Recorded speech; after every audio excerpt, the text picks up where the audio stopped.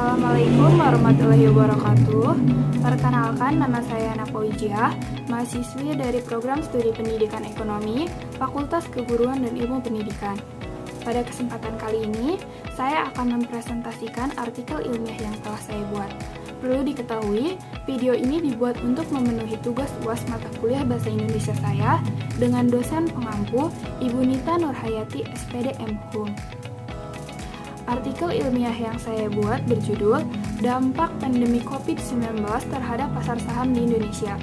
Adapun pada bagian abstrak, bagian ini memaparkan gambaran singkat dari permasalahan yang diteliti, yaitu dampak turunnya harga saham di Indonesia.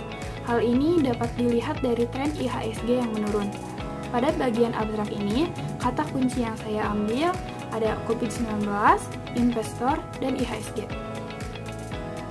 Yang selanjutnya pada bagian pendahuluan, saya memaparkan dimulai dari latar belakang yang berdampak pada pasar saham Indonesia.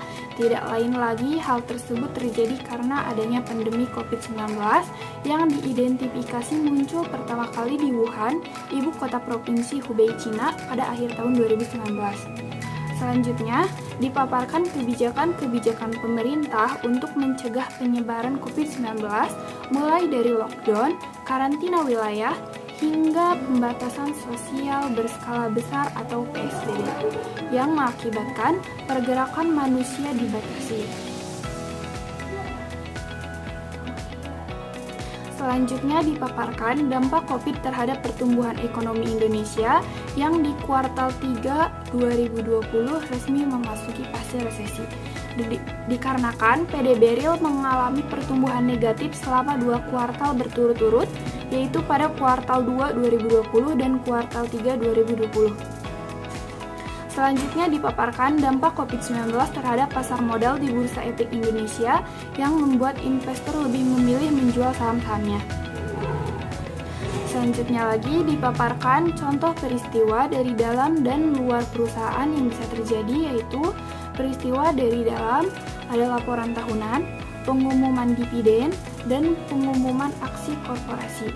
Sementara itu, peristiwa dari luar perusahaan seperti bencana alam, pemilihan presiden, politik, dan penyebaran wabah penyakit.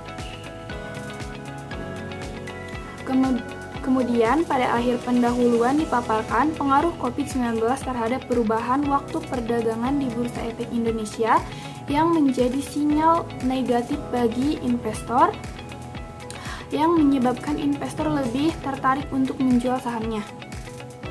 Baik, selanjutnya metode penelitian. Metode yang digunakan dalam penelitian ini adalah metode analisis deskriptif dengan menggunakan pendekatan kualitatif. Analisis deskriptif dilakukan berdasarkan data sekunder yang diperoleh dari Bursa Efek Indonesia.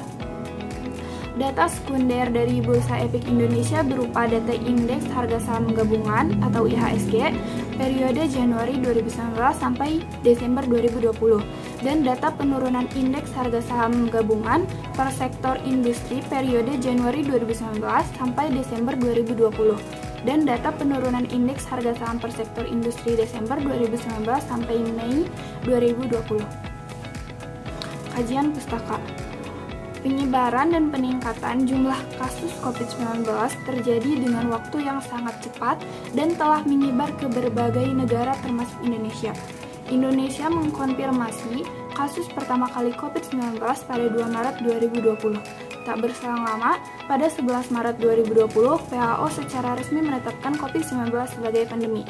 Informasi mengenai kinerja pasar saham diringkas dalam suatu indeks yang disebut indeks pasar saham yang mencerminkan kinerja saham-saham di pasar.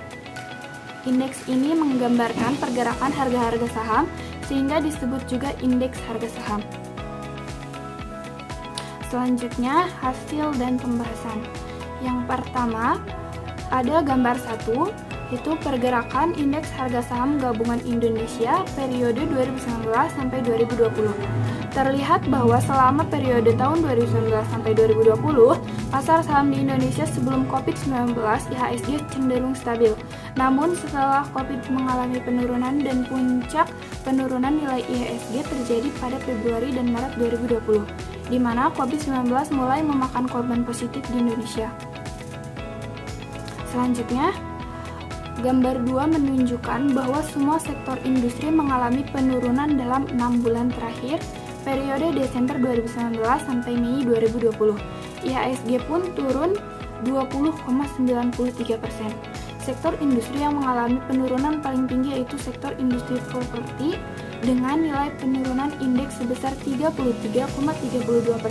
Dikarenakan tingkat pembelian properti seperti perumahan, apartemen, dan lain-lain turun sangat drastis.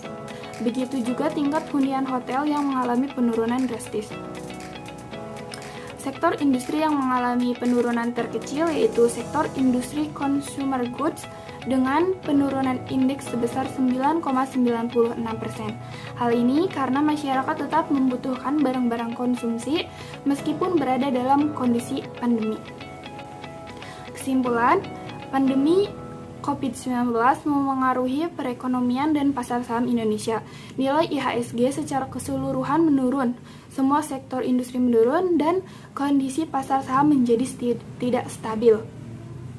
Tindakan yang perlu dilakukan oleh investor untuk mengurangi kerugian investasi antara lain ketenangan dan fokus untuk mendapatkan keuntungan pada investasi tertentu. Sekian presentasi dari saya, kurang lebihnya mohon maaf. Wassalamualaikum warahmatullahi wabarakatuh.